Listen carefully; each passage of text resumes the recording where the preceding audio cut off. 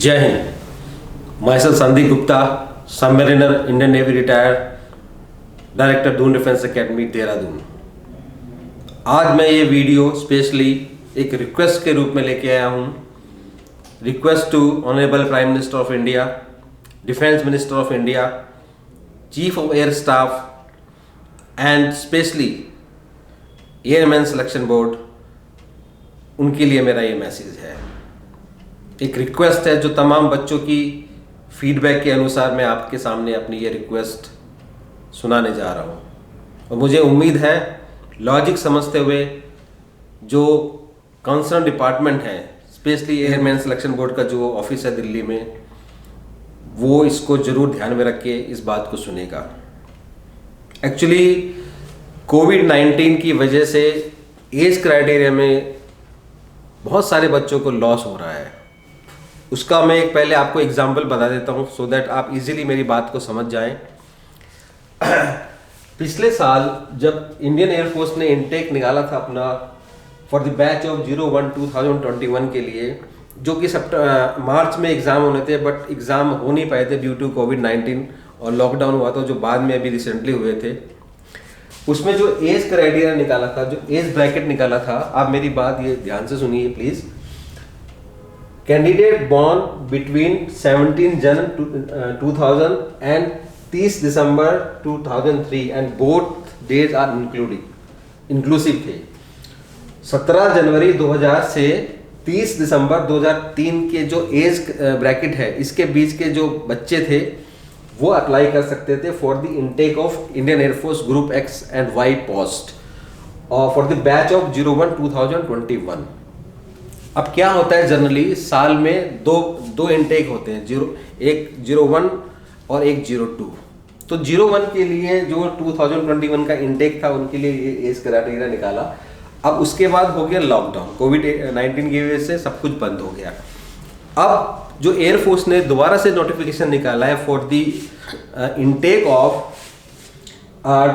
2000 for the intake of 01 2022 for the post of group X and group Y. अब क्या हुआ बीच में, because of lockdown second intake नहीं आई, यानी कि 01 2021 की फर्स्ट इनटेक आई लेकिन सेकेंड इनटेक नहीं आई बिकॉज ऑफ कोविड-19। अब जब उन्होंने नोटिस निकाला है फॉर द इनटेक ऑफ 01 2022 के लिए, उसमें एज जो एज क्राइटेरिया दिया है, आप ध्यान से देखिए। Candidate born between 16 January 2001 and 29 दिसंबर 2004, ये एज क्राइटेरिया निकाला है। अब इससे हुआ क्या कि जनरली जब एक इनटेक निकलती है, एक भर्ती निकलती है, तो 6 मंथ ऐड होके एज आती है अगली भर्ती के लिए, क्योंकि साल में ये 2 बार निकलती है, 2 बार पोस्ट निकलती है इनकी ऑल इंडिया लेवल पे। तो इसके अनुसार इस जो पहली भर्ती थी जो 01 2021 के लिए थी, जिसकी लास्ट डेट थी एज क्राइटेरिया में 30 दिसंबर 2003, इसमें 6 मंथ होके ऐड आना चाहिए था नेक्स्ट भर्ती के लिए, जो होता जुलाई समवेयर जुलाई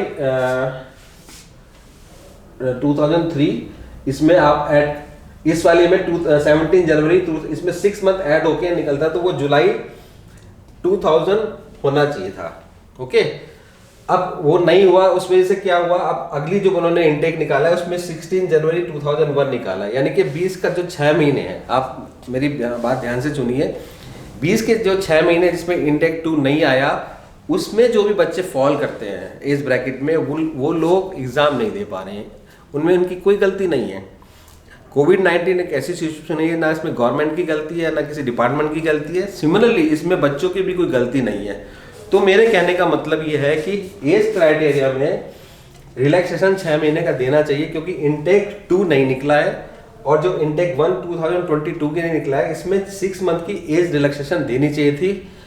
अब क्या हो रहा है, रिलैक्सेशन नहीं दी है, एज बढ़ा दी है, मतलब एज उन्होंने वही रखी है जो 01 2022 में एक्चुअल में होनी चाहिए थी, और जबकि पिछली भर्ती नहीं निकली है बिकॉज ऑफ कोविड-19। तो इसमें गवर्नमेंट को, स्पेशली एयरमैन सिलेक्शन बोर्ड को, ये चीज़ ध्यान में रखनी चाहिए थी कि इसमें 6 मंथ की एज रिलैक्सेशन बच्चों को देना चाहिए था। अब इसमें बहुत सारे ऐसे बच्चे हैं जो अब एग्ज़ाम ये दे नहीं पाएंगे। Indian air force group X group Y में अपना करियर बनाना चाहते थे, वो बच्चे अब जो इस एज ब्रैकेट में फॉल नहीं कर रहे हैं वो एग्ज़ाम नहीं दे पाएंगे। अब उनमें उनकी क्या गलती है? तो मेरी रिक्वेस्ट है एक बार फिर से हमारे respectable prime minister Shri Narendra Modi ji से, हमारे डिफेंस मिनिस्टर श्री राजनाथ सिंह जी से और इंडियन एयरफोर्स के जो चीफ ऑफ स्टाफ हैं उनसे, साथ साथ हमारे एयरमैन सिलेक्शन बोर्ड के जो पदाधिकारी हैं जो ये सब डिसीजन लेते हैं, मेरी उनसे हाथ जोड़ के रिक्वेस्ट है कि इन बच्चों का जो इस एज क्राइटेरिया में नहीं फॉल कर पा रहे हैं बिकॉज ऑफ 02/2021 की इनटेक नहीं हुई है, तो इसमें 6 मंथ का एज रिडक्शन का क्राइटेरिया दिया जाए, उनको एडवांटेज दिया जाए, सो दैट ऐसे बच्चे जो बिना किसी कारण के एग्ज़ाम नहीं दे पा रहे हैं, जिनमें उनकी कोई गलती नहीं, वो एग्ज़ाम दे पाएँ। एक चीज़ ये। दूसरा एक और इम्पॉर्टेंट चीज़ मैं कहना चाह रहा हूँ, क्योंकि मैं खुद इंडियन नेवी से रिटायर्ड हूँ और मैंने बहुत सारी जगह सर्विस की है, ऑफिसर्स और नीचे के रैंक्स के सभी के तालमेल बिठा के हम काम करते हैं, तो हमें पता है कि एक्चुअल में डिफेंस में होता क्या है, किस तरह से तालमेल बिठाया जाता है, स्पेशली मैन पावर में। अब एयरफोर्स की जो ओपन रैलीज आती हैं, मैं स्पेशली एयरमैन सिलेक्शन बोर्ड को ये चीज़ ध्यान में दिलाना चाहता हूँ कि उसमें जो अभी ओपन रैलीज हुई हैं, जो दिल्ली में हुई हैं, भोपाल में, बहुत सारी जगह ओपन रैली एयरफोर्स ने ग्रुप एक्स और ग्रुप वाई की निकाली, उसमें जो percentage criteria, cut off mark जिसको बोलते हैं, वो बहुत हाई रखा है। इवन आप बिलीव करें 90, 95 तक कट ऑफ गई है, 85, 90, 95 तक कट ऑफ गई है। अब आप लॉजिकली एक बात आप ध्यान, ये बात सुनिए मेरी, कि जनरली एनडीए जो एक ऑफिसर कैडर है उसके लिए कोई ऐसी क्राइटेरिया नहीं है परसेंटेज का, और टेक्निकल जो एंट्री होती है, आर्मी टेक्निकल, नेवी टेक्निकल, उसमें भी 75 तक कट ऑफ जाती है परसेंटेज की, 75, 78, 80%। बट ये एक नॉन कमीशन रैंक है, ग्रुप एक्स ग्रुप वाई एक नॉन कमीशन रैंक है। इसमें 12th की जो कट ऑफ निकाली है 85, 90, 75 एंड अबव, तो उसमें वो बच्चे जिनकी परसेंटेज कम है 12th में, अब क्योंकि कई सारे स्टेट बोर्ड ऐसे हैं जो आप इतनी भी मेहनत कर रहे हो एक लिमिटेड परसेंटेज आती है। अब सीबीएसई या आईसीएसई बोर्ड, इनमें परसेंटेज जनरली ज़्यादा जाती है, पर जो स्टेट बोर्ड है, जैसे स्पेशली यूपी बोर्ड है, उत्तराखंड बोर्ड है, बिहार बोर्ड है, हरियाणा बोर्ड है, राजस्थान बोर्ड है, दिल्ली बोर्ड है, जो स्टेट बोर्ड है, इसमें परसेंटेज 12th की उतनी हाई नहीं जाती। ओके, ये एक नॉर्मल सी चीज़ है, मतलब ऐसा होता है, हमारे टाइम पे भी हम स्कूलिंग करते थे, ऐसा ही होता था। तो आप सीबीएसई या आईसीएसई इन बोर्ड्स को इन स्टेट बोर्ड से कंपैरिजन नहीं कर सकते परसेंटेज में।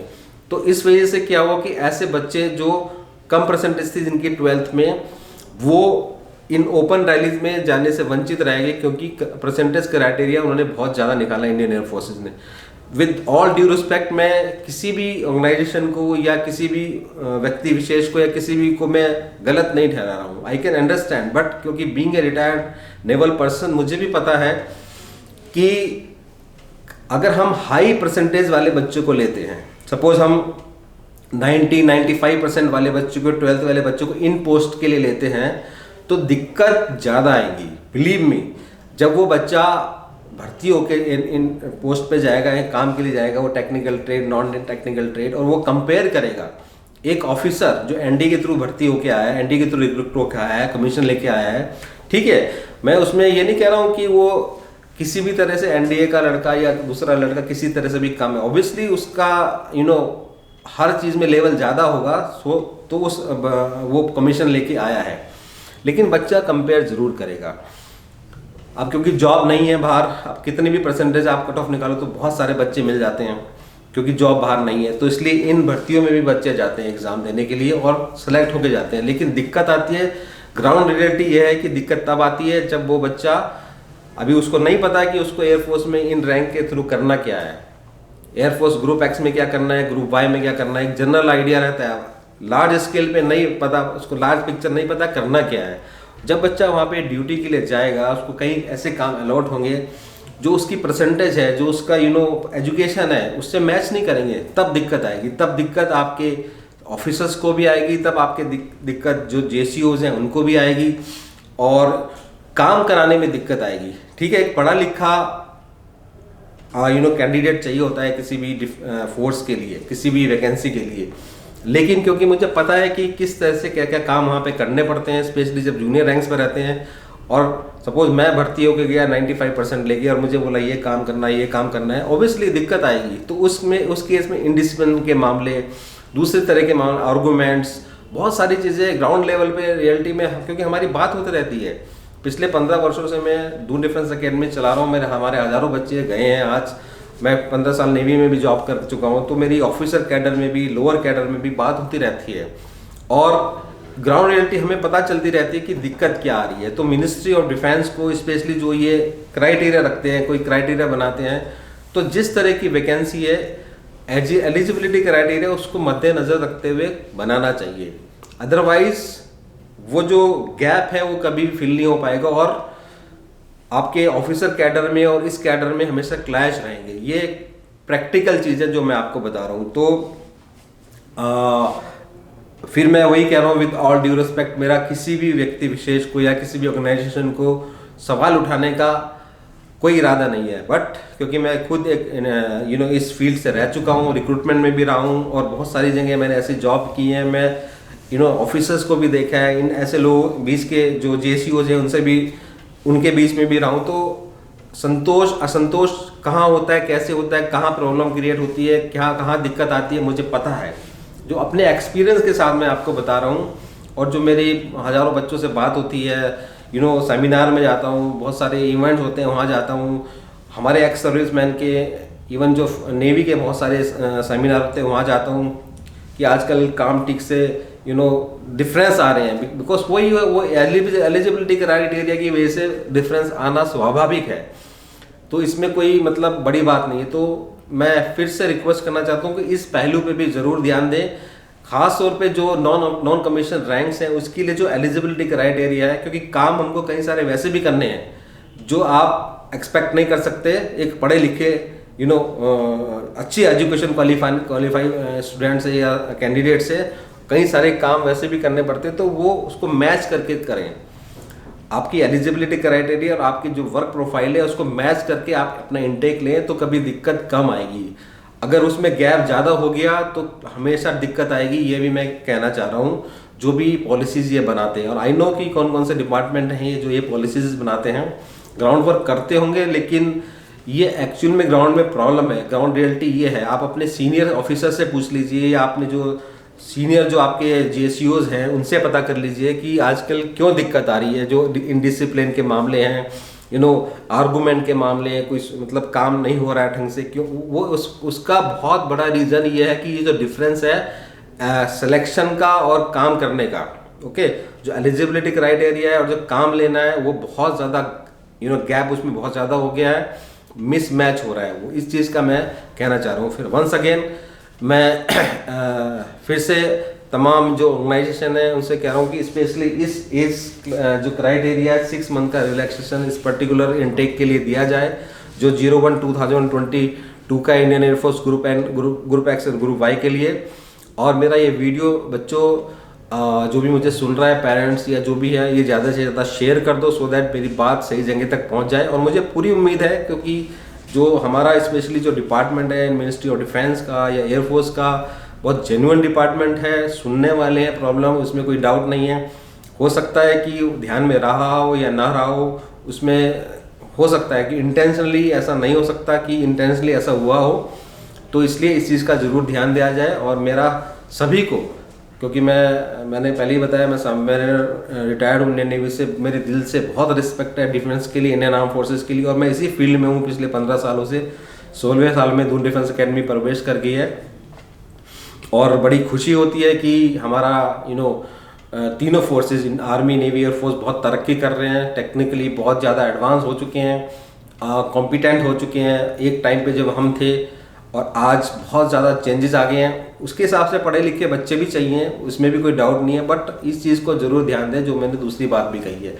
तो अपना मैं आज दून डिफेंस अकेडमी की तरफ से इन तभी जो बड़े बड़े पदों पे बैठे हुए हैं उनको नए साल की शुभकामनाएं देना चाहता हूं और इसी तरह से प्रयास करती रहेगी हमारी एकेडमी कि जो लेगेसी है इंडियन आर्म फोर्सेस की वो आगे बढ़े और हमारी एकेडमी से भी ज़्यादा से ज़्यादा बच्चे आर्मी नेवी और उसमें एयरफोर्स में जाके अपना परफॉर्म करें, देश की सेवा करें, देश की रक्षा करें। और मैं भी इसी प्रयास में लगा रहता हूँ और आगे भी लगा रहूँगा। Thank you very much. जय Hind. Kindly subscribe D-Day YouTube channel and don't forget to press bell icon.